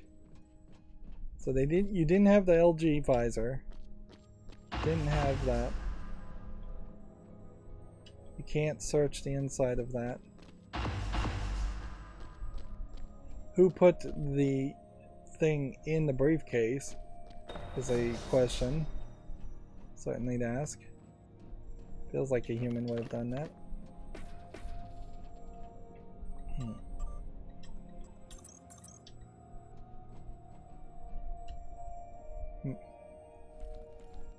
Well, the main annoyance, I would say, of this is the fact that you start at this level 0 corruption, and you play as this character, and you're basically just in this tutorial mode. Obviously, starting a new game, I don't have all my points. I don't have all the characters unlocked, and that's annoying because if I did want to continue playing, it seems like there's just no way to do that. Attention all crew members. This is an emergency broadcast. Please report to designated escape station and prepare for evacuation. If you are unable to reach an escape pod, security will track your position as they So you just have like no corruption level at all. You have no abilities at all. I know sweet. Under options, there's no difficulty.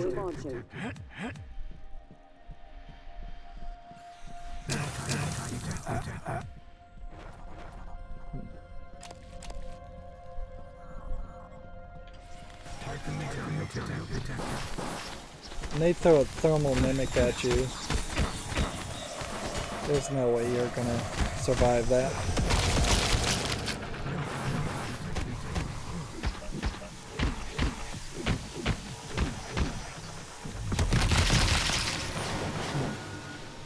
Not on the first run. And so you just would not even know half of these abilities to start with.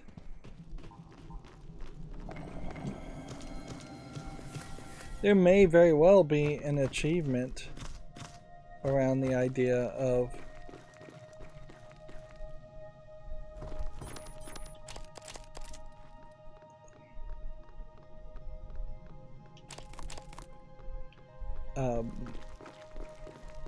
escaping with your life in this first run, but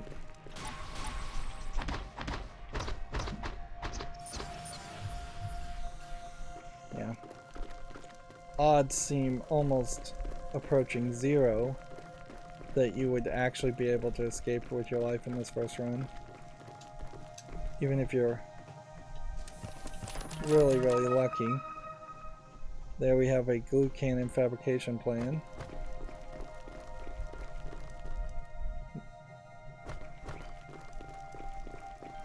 It's basically nothing you can do.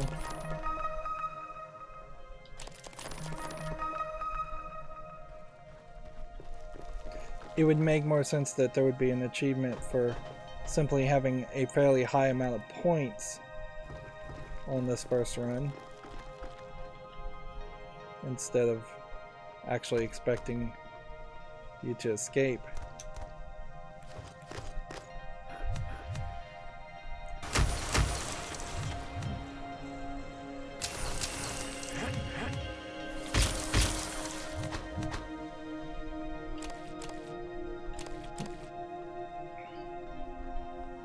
Are we clear?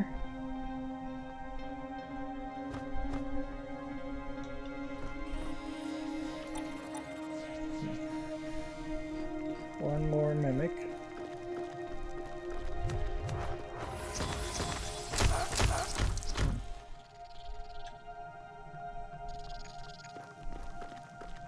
And see, what's funny is you've got like that sound effect of a mimic when you... that's just not happening. There's no propulsion system.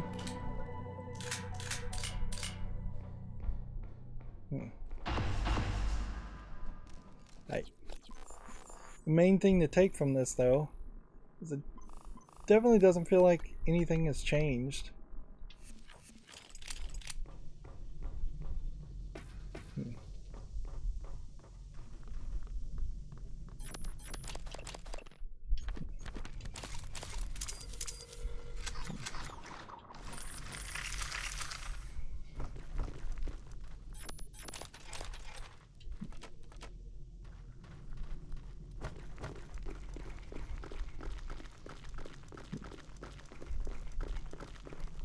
So, yeah, unless there was a case here where we're not getting the moon shark around, which it kind of seems like that might be the case.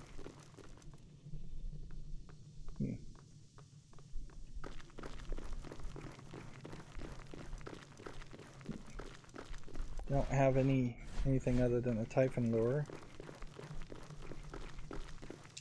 It's a mimic somewhere around here.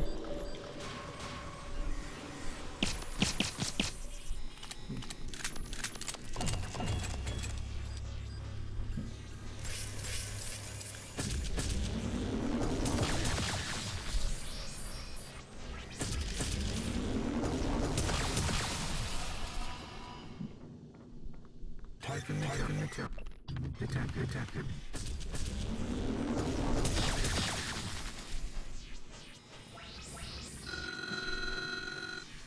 Well, that didn't work.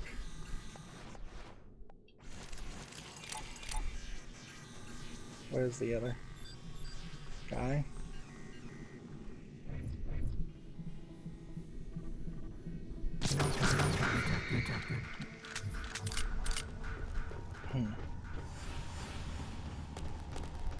They give you that idea that you'd use the disruptor multiple times, but honestly, you kind of don't.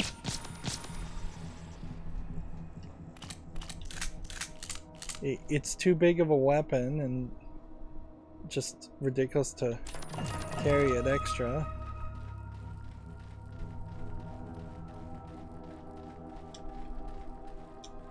And undoubtedly, I just want to play more, obviously. Like, we should be ending the episode at this point. Instead, I want to do one last run.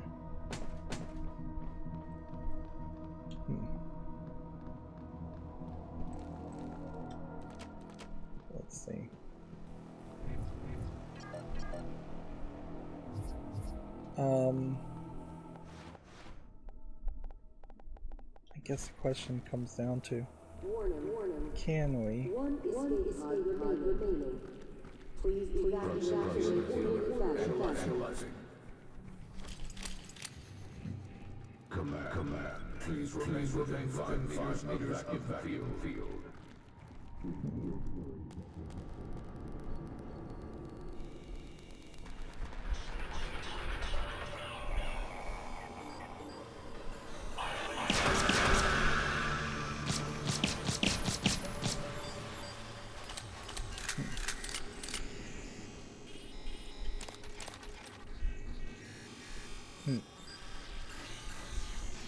Typhon lure, probably not helping, and not something that we can.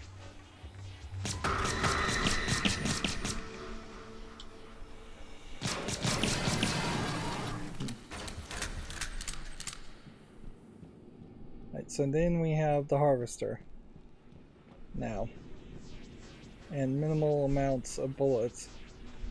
Really, to take on the harvester. You see it's armored.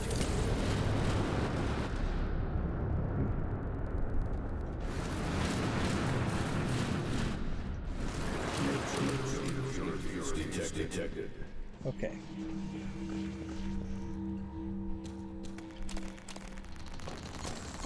With the harvester being armored, is there a way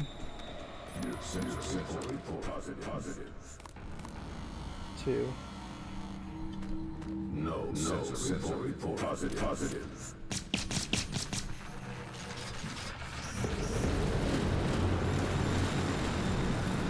So unless I'm supposed to be throwing the explosive barrels in there, which maybe that is exactly what I'm supposed to be doing,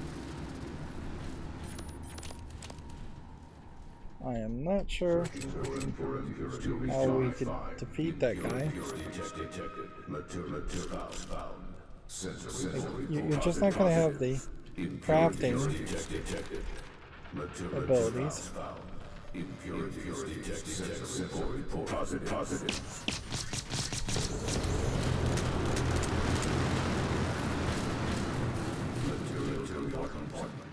Empty.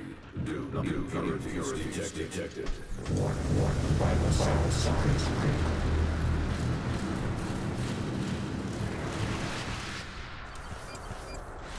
Materials log. Materials found. Materials found. Impurities simple report. Positive.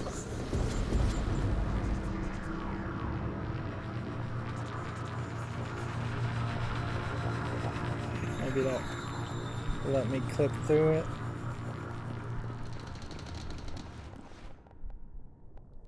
We really got nothing here.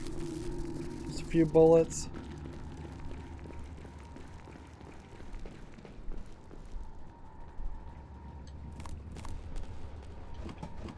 Do we need a recycling grenade or something? Okay.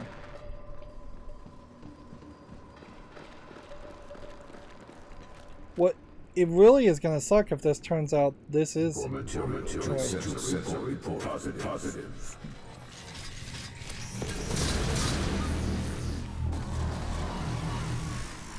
Oh, so you literally could break these things that way. So there's a whole gimmick, obviously, in this game that I never even figured out. As far as escaping and all of that. So, yeah.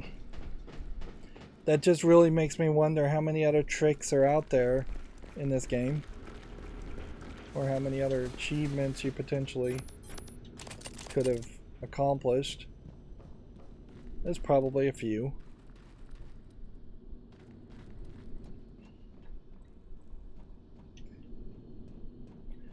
But because there's no difficulty settings or anything like that, it really doesn't make a lot of sense that you would want to play this a second time.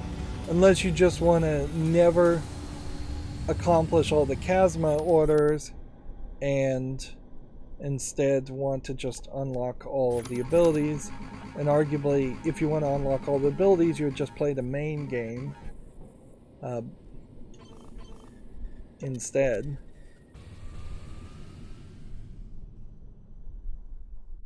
Yeah. Let's see. It's only after that first escape does the simulation start to corrupt. Alright, well, that's going to be it for this series. I definitely enjoyed Prey Mooncrash. I'd be fairly happy if they didn't make anything called Prey that was based off of this Prey for quite a while. If it was 6, 7, 10 years from now and they came out with a Prey 2, that would be an interesting little surprise. Whereas if they try to rush for a sequel on the main game, I definitely wouldn't be too interested in that. And if they try to rush for a sequel on Prey Mooncrash, it's going to make me feel like any new content on a Mooncrash 2 should have probably just been in Mooncrash 1. If anything, I like the gameplay mechanic of Mooncrash, but it would be better if they made a completely different game in a completely different type of environment that played a lot like Mooncrash. So instead of being sci-fi, if it were fantasy or just realistic in the real world, or set somewhat in the future, but not super in the future or in an alternate universe like Prey is set. But yeah, I guess overall I don't really have too much I can say because it is very much a light appetizer type experience playing Mooncrash.